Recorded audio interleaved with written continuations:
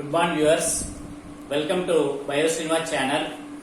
I am very happy to be in front of you again to explain one more topic in 10th class biology, the 5th chapter, coordination, in that the brain,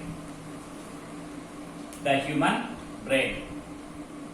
Human brain is the marvelous organ what we have. Because of this, today we are leading and ruling the world, and we became the superior race in the entire living world. The human brain is mainly divided into three parts depending upon their shape, structure and functions. First one is called forebrain, and second one is called midbrain, and third one is called hindbrain. Forebrain is again consists of three parts. One is called olfactory lobes, second one cerebrum, third one diencephalon. And hindbrain again divided into two parts. One is called cerebellum and second one medulla oblongata.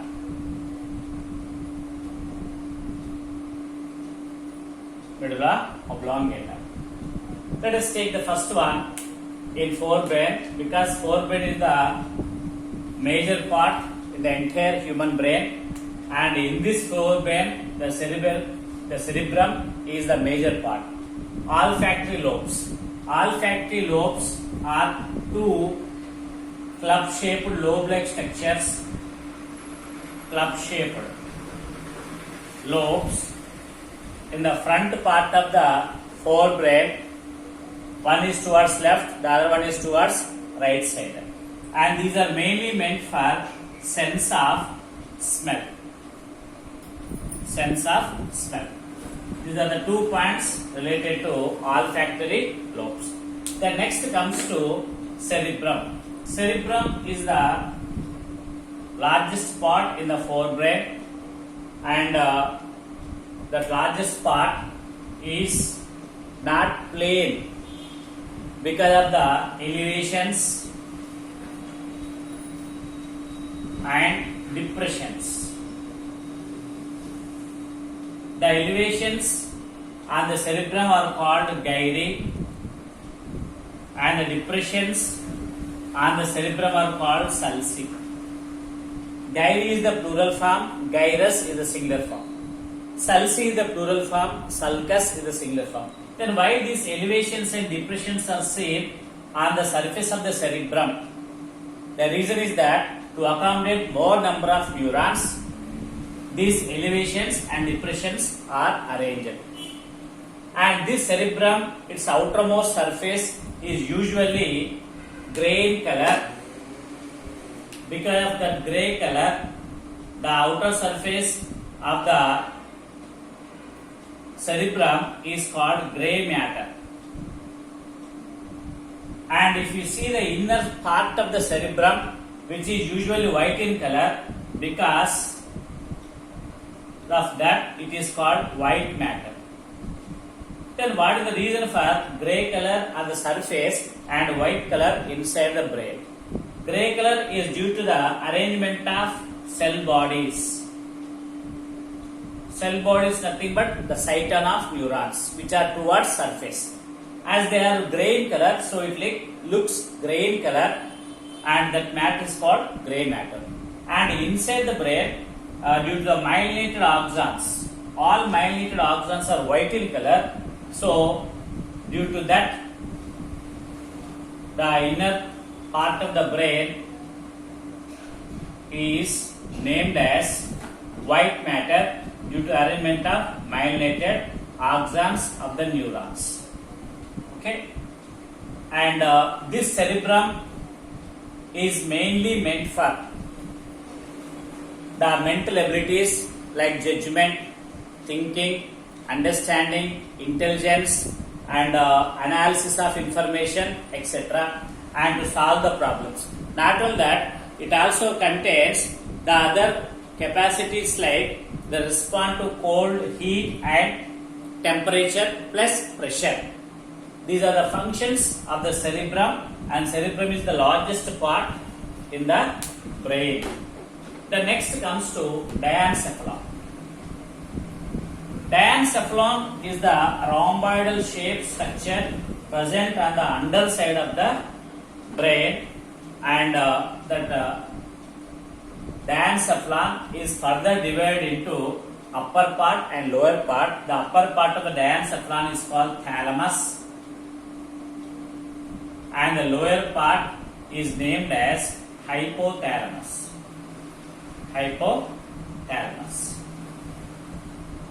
This diencephalon is usually maintenance of different functions which are carried in our body, like the relay center for sensory impulses.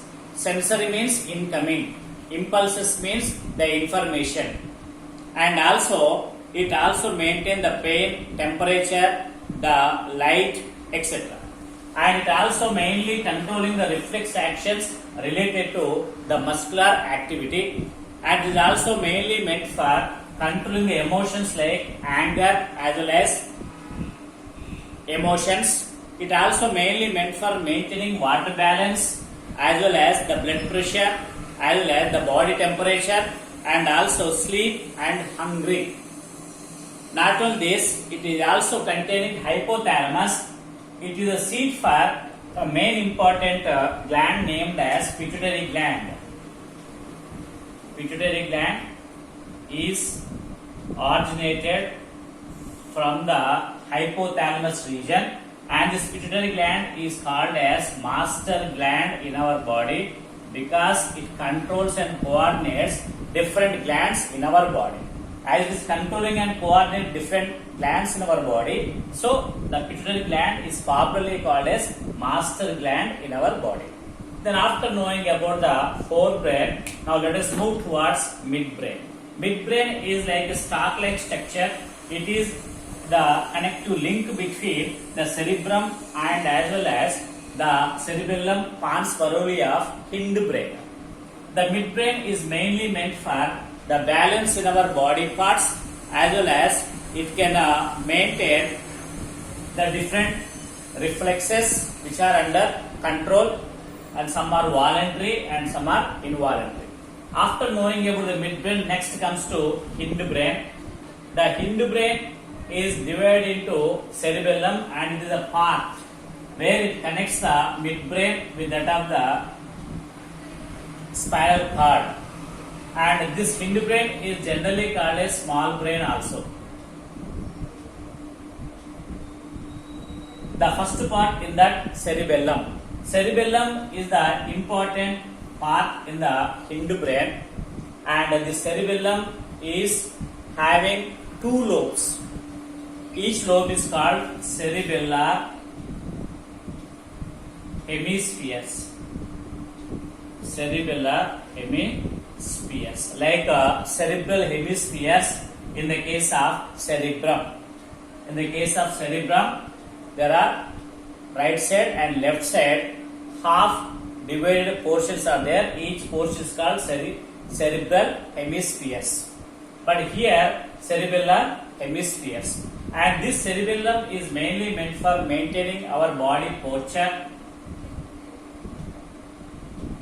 as well as the muscle tone. Muscle tone means the arrangement of muscles in a particular shape like six packs and zero size, and equilibrium of body parts, and balance when we are running, when we are doing any activity. The balance is under the control of cerebellum. Not only this, the cerebellum is also maintaining the voluntary movements which are initiated by cerebrum. Voluntary movements means which are under our control.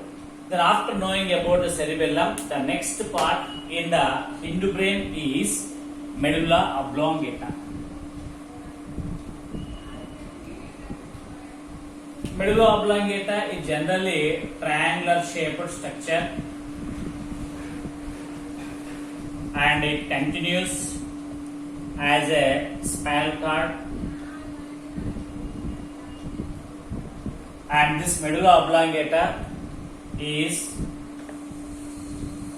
externally looks with white color, so it is called white matter, and internally contain grey color, so it is called grey matter. If you see the cerebrum and medulla oblongata, they are having opposite colors. The surface of the cerebrum is grey in color, so we call grey matter. But here it is white color, so white matter. But in the cerebrum, the inner part is white in color, so white matter. But in the medulla oblongata, the inner part is grey in color, so grey matter. That means the axons are superficially arranged on the medulla oblongata and the cell bodies are internally arranged in medulla oblongata, so grey matter. And this is continuous spinal cord. Medulla oblongata is controlling several functions which are very important to us, like the respiration, the temperature, and the vasomotor activities. Vasomotor activities means the dilation of the lumen of the blood vessels as well as the constriction of lumen of the blood vessels, either to increase the blood pressure or to decrease the blood pressure. That activity is called vasomotor activities. And not only that, it can also maintain the cardiac as well as the breathing movements in our body. At the same time, it also coordinates the reflexes like swallowing as well as the coughing and sneezing. The reflexes of coughing, sneezing, and swallowing of food material and drinking of water is under the control of vasomotor activities as well as the medulla oblongata. So these are the important features related to the human brain. I hope you understood clearly. If any, please send me comments, and thank you and have a nice day.